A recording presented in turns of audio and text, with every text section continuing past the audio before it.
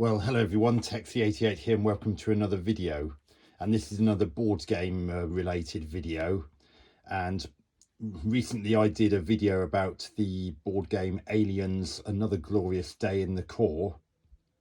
Well, now I'm looking at one of the expansion packs, which is called Get Away From Her You. Yeah, we know the phrase, don't we? I'm not going to say it out loud. Oh, I could if I want to, but I won't.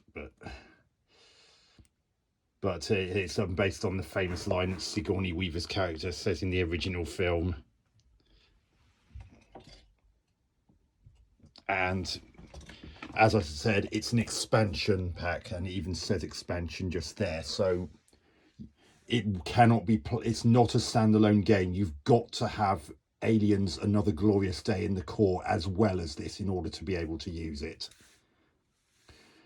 So this doesn't act...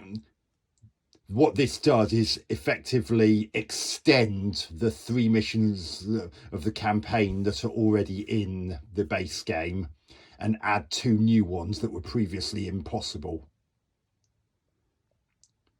It also introduces one revised version of an existing character as well as another character that wasn't in the roster in the base game. So, as with Another Glorious Day in the Core, this was also published by Gale Force 9 and in conjunction with 20th Century Fox, who own the rights to the Alien franchise. And there are also some new bug hunt missions as well. And as in the base game, you've got bigger packets containing the different the 5 different missions, as well as the one-off bug hunts. I'm not going to go into method. And here's the rule book for everything that's new to this expansion. Anything that's not mentioned works pretty much the same as in the base game. So you've also got 4 additional double-sided cards.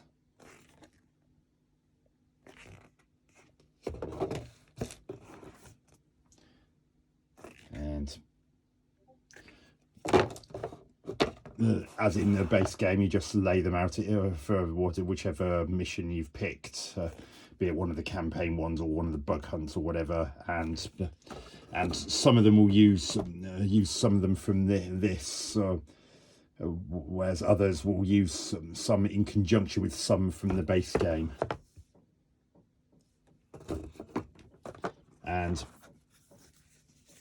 here are 2 new characters. Bishop, the synthetic. Like Newt, he cannot use any weapons, but one advantage is that because he's not human, aliens typically don't go for him the way they do for the others. And he, like the others, he can either grunt or under direct control. And because he doesn't use a weapon like Newt, he doesn't need an aim dial because he hasn't got an aim marker. And the only other character is an enraged Ripley, who actually gets 1 additional action per turn, but she also has to exhaust 5 cards at the start of her turn. And unlike the others, she can actually carry a flamethrower as a backup weapon. Normally a backup weapon would be something like a pistol or a shotgun, or this expansion also introduces a combat knife, which has no range, but it makes a defense roll against an alien attack slightly more likely to be successful, because it allows the marine defending to deduct 1 from the score the maximum they're allowed to roll without being knocked down or killed in the case of rolling a 10. You also get some additional motion tracker cards in this expansion. You can tell which ones are from this expansion because they have the loader arm icon in near the bottom right corner, which is good because you're actually supposed to mix these in with those from the base game. So when you need to come to separate them out again, it's going to be very clear which ones belong to this expansion and which ones were already present in the base game. Although I've not used it, this is a means of adding an alien hive aspect to the game, which essentially means that an additional person will be controlling the aliens rather than via AI. But this is optional. If you want to have it done via the makeshift AI, then you can still do that in this. Although what's odd about that is that it still says for 1 to 6 players on the box, which is a bit strange because this would effectively mean that a 7th player could join in. And this is an alien hive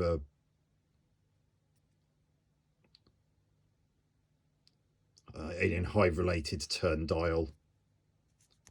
I can't remember what it said in the manual because I didn't need to, because I've not actually played using it, or nor has anyone played as the aliens, which if they were, then they would need this.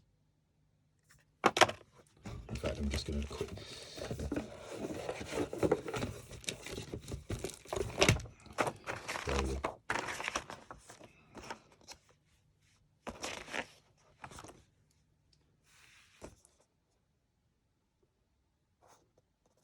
Oh, it's an instinct dial. But again, it wouldn't come into play unless you actually had an alien player. And these are also some alien hive related cards that again are only used if you've got an alien hive player. And as well as getting additional motion tracker cards, you also get additional endurance cards. These also get mixed into the those of the existing base game, and like the motion tracker cards, they also have the loader arm in the bottom right corner, showing that they're from this expansion. Whereas the ones from the base game don't have that. So again, it's easy to separate them out if needs be. Now, there are 2 additional aim dials provided in this expansion. The reason for that is if you're doing bug hunts, you can actually increase the maximum number of players from the previous 6 to 8. So these 2 additional ones allow for the 7th and 8th player to be able to realistically take part without having to borrow someone else's aim dial. And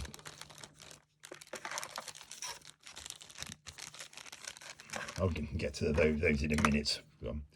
This is one of the new things in this, the Alien Queen. She's used in the 2 missions that have been added in this expansion. Because she was not in the base game, it was not possible to realistically include her. So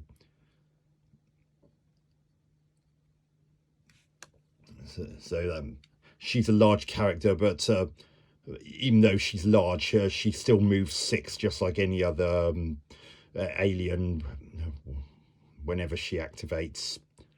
But the main thing is that she can actually attack something that's 2 squares away, and she also cannot go through narrow corridors. It has to be at least 2 squares abreast in order for her to be able to go through, otherwise she can't. She's too big. And these are means of showing how much damage has been done to the alien queen. You can either have single damage point markers or 5 damage point markers. In one of the missions, you can actually stop the queen from being able to move if during the Marines' turns they manage to do 6 or more damage to it. Then she can't move the next turn as she heals herself. You can't actually kill the queen in that that particular mission.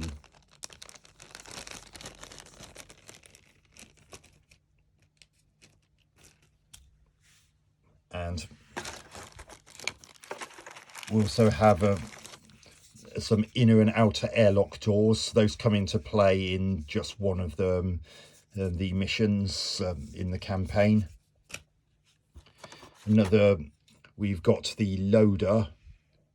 Anyone who's familiar with the original Aliens film will instantly recognise this. I mean, even though it's clearly got Ripley in the cockpit, it doesn't mean that Ripley's the only one who can use it, although she does get an additional bonus if she is the one using it.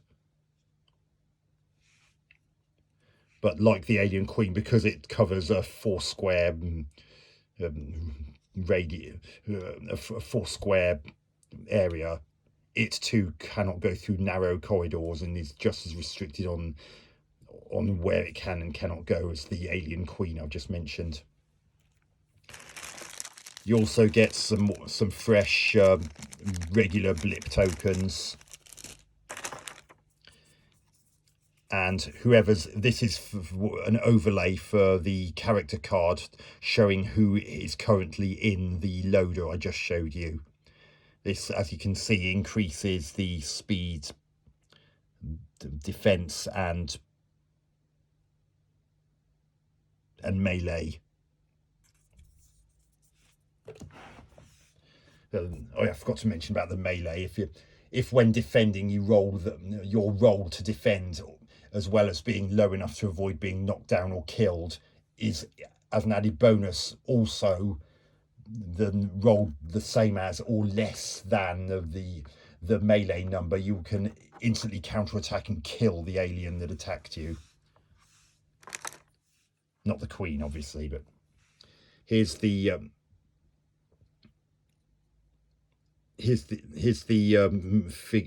model for Bishop. Here's the model for Enraged Ripley. I know it shows her carrying Newt, but in actual fact, Ripley can, when you're playing as the Enraged version, can also use an action an interact action to pick up Newt, which means that she can she can get some protection from being in Ripley's arms. And because Enraged Ripley can do 3 actions instead of 2, it means that if she uses all 3 of her actions to move, she can potentially get out of danger just as quickly as Ripley can by herself in this Enraged version. Although while Newt's being carried, the only actions she can take as her 2 actions are resting, which is not necessarily a bad thing, because it means it puts exhausted cards back into the endurance pack, which is, as I said in the overview of the base game, is pretty much essential. So you don't want to run out of cards in the endurance deck, because then you'll have to start discarding from the exhaust, and that's when it gets dangerous and high risk of game over. And this here is a broken version of Bishop, which is only used in the last mission of the campaign, assuming that he's still alive. Well, I say alive, you know what I mean. There are some more token things, more tunnel tokens. I forgot to mention there are tunnels tokens which you might be asked to spawn via motion tracker cards in the base game, but to this adds some more. And you also get these tokens for the alien eggs, which feature in one of the campaign missions, and I think in 1 or 2 of the bug hunt missions as well. I've not played the bug hunt missions at the time of recording this, so I don't know. But again, if you've got the Assets and Hazards expansion, then you'll actually have some proper alien egg models to use in the place of these. And if you saw my review, you'll actually see, you probably caught sight of the alien eggs, the models that were from that. I just kept that in the base game, since why would I use these when I've got those models? Also get some more computer terminals and more of those containers, but again, if you've got the Assets and Hazards, you can use the model versions of those. And there's also an optional mission involving the Armoured Personnel Carrier, or APC. Now that's a fun little one because of the turrets and the fact that there's a door gunner who uses his or her regular gun, and if that a gun is used from that, then it means that the door to the APC is open and there's a risk of an alien or two getting in and causing havoc. So as for there's a strategic element, and there are also some, although I can't find them, they're also, oh yeah, here they are. These are the are used to mark how much damage has been done to the APC. Aliens can attack it just as if it were a regular marine, but instead of being knocked down or killed, a successful attack on the APC will cause it to take on one of these damage tokens. And it's only by a marine stood in one of the spaces marked repair that does a successful tech test that can remove one of these. Or if a tech test is done and rolls a 1, which is the star, if you remember, then they can actually, that will give them the ability to remove 2 of these at one time. This is another organizer, but this one is only used if someone is playing as the alien hive, which are those optional rules I mentioned earlier, which I've, at the time of recording, I've never tried.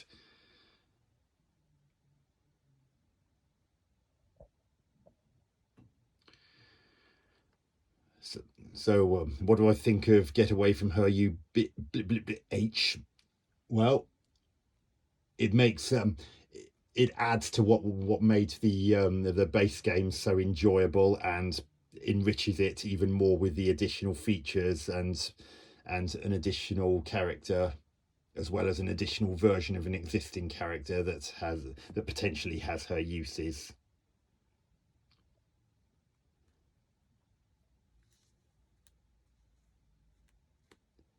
And believe me, you'll be glad that you can mix up the expansion and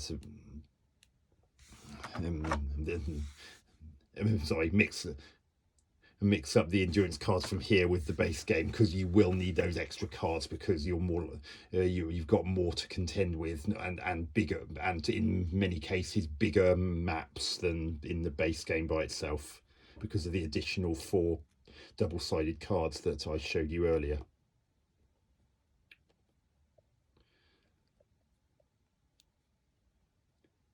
But if you do manage to, even if you've played through Another Glorious Day in the core but as a standalone by itself, this is still, it adds enough to it to make the game even more enjoyable, not to mention longer. And as I said, there are more bug hunt missions in it. And you may remember I mentioned there were some optional rescue missions if any of your team got captured.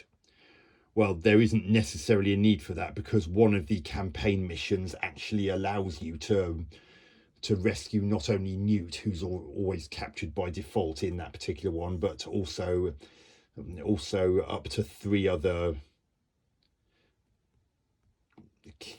captured Marines, if there were any, which means you can potentially get them back on your team.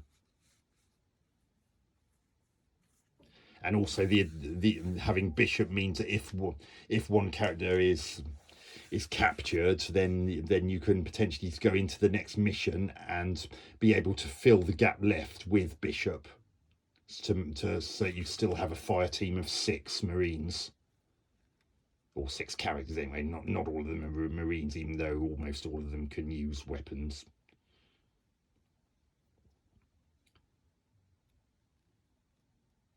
So anyway, that was one of the expansion packs for Aliens: Another Glorious Day in the core, and I hope this video has intrigued you even more about the game itself. Hope to catch you on another video soon. Texie88 out.